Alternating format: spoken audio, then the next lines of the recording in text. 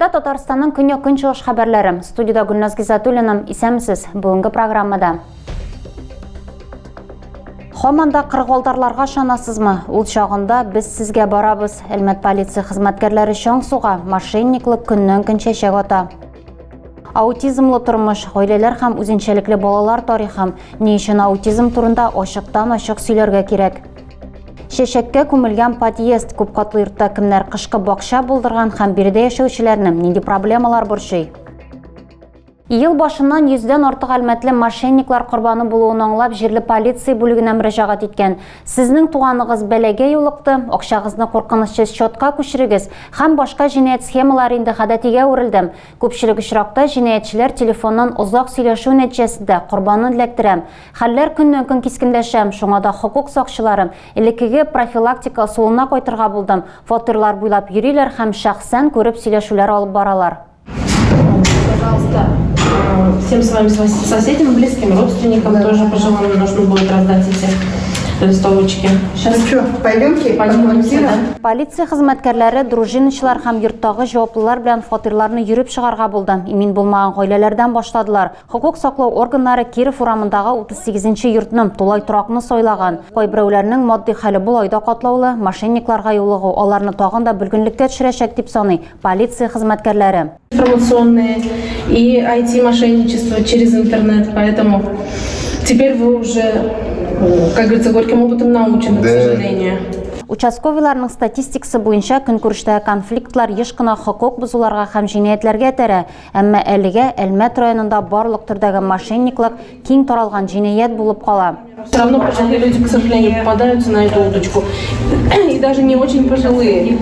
Поэтому в любом случае, если вам позвонили, что с вашими родственниками что-то случилось, в первую очередь проверьте информацию, позвоните родным или в полицию. Сезнең туганыгыз бәләгә юлыкты. Еш кына шушы сүзләр халыкның фикрен чуалта. Шалтыратучы исә үзен хокук саклау органнары хезмәткәре дип таныштыра.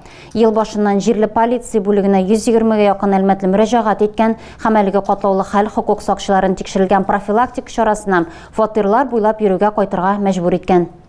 Салкын кыш һәм тотрыксыз температура режимы юллар торышына тәэсир итми калмый. Яз җитү белән Зәй автомобиль юллары идарәсе дә төп юнәлешләрдә чокырлы юлларда ремонт башлап җибәрде. Бер атна элек Зәй Сарман юлында төзекләндерү эшләренә керештеләр. Зәй районында автомобиль юлларының озынлыгы 418 километр тәшкил итә. Бу язда чокырлы юлларга ремонт ясау өчен юл катламына аеруча зыян килгән участоклар сайлап алынды. Шундый юнәлешләрнең берсе Зәй Сарман юлы. Аның озынлыгы 18 километр ярым тәшкил итә. Аеруча таушалган участокларда чокыр ремонты гына хәлне коткара алмаячак, шуңа да иңелек вак таш салына. Технология буенча әлеге участокта 20 сантиметрлы туфрак катламы салыначак, шуннан соң гына асфальт җәячәкләр.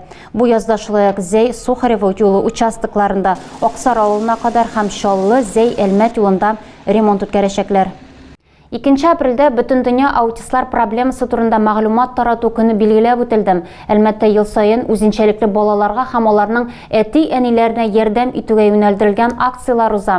Шушы көннәрдә 21нче мәктәп базасында махсус мастер-класслар узды. Панорама сәүдә үзәгендә исә үзенчәлекле балалар белән инклюзив үзәк белгечләре очрашты.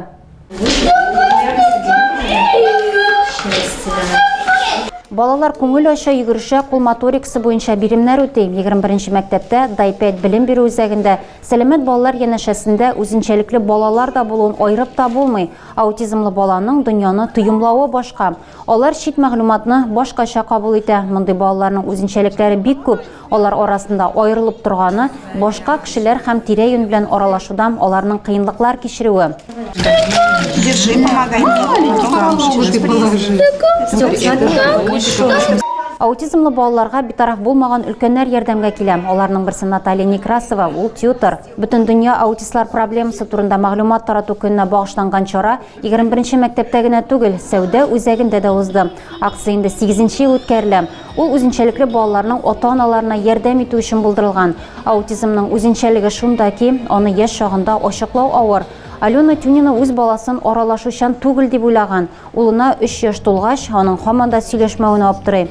Шул көннән поликлиника юлларын таптау башлана, неврологлар, психиатрлар һәм көтелмәгән диагнозлар куела. Үз балаңны көн сайын яңа яктан ачу бик авыр бирелә. Әни кешегә генә түгел, бөтен гаиләгә дә үзгәрергә туры килә. Яңа кагыйдәләр буенча яши башлыйлар, аларның иң мөһиме. Алена сүзләре буенча таләпләр бердәмлеге. Аленаның улы инклюзив мәктәптә укый. Биредә үзенчәлекле укучылар белән махсус өйрәтелгән тьютер эшли. Быел аутизмлы балаларны укытуга һәм җәмгыятькә яраклаштыруга юнәлдерелгән «Без бергә» проекты Татнефть хәйрия фондының финанс ярдәме белән гамәлгә ашырыла. Проект белән Оксана Голубова җитәкчелек итә. Инклюзив мәктәптә укырга Әлмәт районыннан гына түгел, башка төбәкләрдән дә гаризалар килә. Хәзерге вакытта Мәгариф учагының ресурс мәйданчыгында 25 укучы исәпләнә. Оксана Голубова аутизм спектрында тайпылыш булган барлык балалар да укырга һәм җәмгыятькә яраклашырга сәләтле дип ассызыклый. Әлмәт подъездларының берсендә кышкы бакча барлыкка килде. Гөлләрнең бер өлешен фатирлардан алып чыкканнар, калганнары кыш чыгар өчен урамнан кертелгән. Бу юнәлештә халык нинди кыенлыклар белән очрашкан һәм подъездны яшелләндерү идеясе кемнеке? Бу хакта алдагы материалда. Җәен яран гөлләре Севастополь урамындагы 6-нчы йорт тәрәзәләре каршында үсә. Биредә Наталья Алеева 17 ел яши. Җирле халык әйтүенчә, көннәр җылыта башлагач, ишек алдында чын бакча барлыкка килә. Елның салкын чорында кичкенә оранжерея подъездагы тәрәзә төбенә күчә. Чәчәклек булдыру идеясе Натальяда үзеннән үзе барлыкка килә. Әлеге идеяны тормышка ашырга күршеләре ярдәм итә. Моторлык яратучылар үз гөлләрен алып чыгып, чәчәкләр тәрбияли. Тәрәзә төбе бизәлгән, әмма буялмаган. Каршылы беткән буяу күренешне боза Шуңа күрә подъездда яшәүчеләр әлеге проблеманы хәл итү турында уйлана.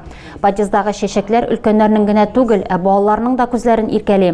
Наталья әйтүенчә, әлегә беркемнең дә чәчәкләргә һөҗүм иткәне булмаган. Ул барлык балаларның да биредә тәрбияле булуын ассызыклый.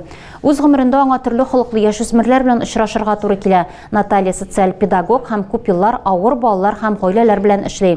Һәрбер очракны аңа үзе аша үткәрергә туры килә. Наталья сүзләренчә, рухи яктан бу зур көч таләп итә.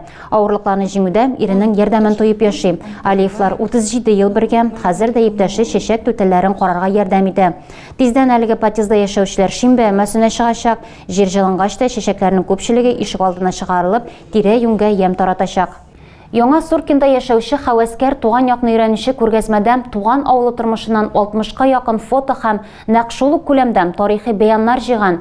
Светлана Мукминова үзенең иҗат кичәсенә фотолар гына туплап калмаган, тамашачылар өчен үзе иҗат иткән 2 дистәгә якын җырда әзерләгән. Ул композитор да, шагыйрә дә, ансамбльләр һәм аерым башкаручылар өчен шигырьләр дә яза. Аның инициативасын Әлмәт ветераннар советы хуплый, концерт Татарстан халыклары традицияләренең тере җепләре проекты саларында узды. У нас вот такой мотоцикл был, 49-й. И отец ездил, и все мы, братья, все ездили. Фото күргәзмә халыкның игътибарын җәлеп итә. Аларда аларның туганнары, дуслары, күршеләре сурәтләнгән. Некоторых даже можно узнать. Вот здесь моя мама, учительница этого начального класса, всю жизнь проработала в школе. Светлана Мукминова тарихи фотоларны 2 айда туплаган. Авылдашлары ярдәмендә 100% ышаныч белән фотоларның кайсы елда төшерелгәнен һәм кемнәр сурәтләнүен билгели алган.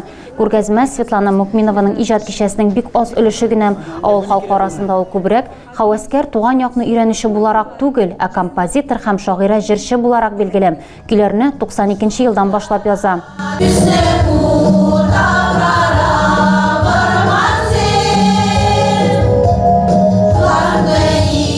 Кичә программасына 22 авторлык композициясының 15-е кертелгән, чуаш һәм рус телләрендә иҗат ителгән шигырьләр мәңгелек темаларга багышланган. Туган авыл, туган шәһәр, гаилә, дуслар, һәр кемгә якын булган һәм нигездә тәрҗемәсез дә аңлашыла торган темалар. Светлана Мукминованың иҗат кичәсе ел ахырына кадәр районның күпчелек авыл җирлекләрендә узачак. Әлмәт пенсионерлары күңелләре картаймауны беренче ел гына исбатламый. Ветераннар спортта да, мәдәният, мәгарифтә дә активлар. Әмма ветераннар яшьләр белән эшләүгә аеруча игътибар бирә. Традицияларның җепләре үзелмәсен өчен. Буыннар дәвамлылыгы кадрлар эшендә дә ярдәм итә. Районның иң яшь фольклор коллективлары һәр вакыт яңа башкаручылар белән баетылып тора. Ел дәвамында Әлмәт ветераннар советы районның барлык торак пунктлары буенча йөреп чыгарга һәм 50 меңләп кешене берләштерергә планлаштыра. Апрельнең 2нче яртысында исә яшьләр үзәгендә ветераннар коллективларының гала концертын уздырырга ниятлиләр.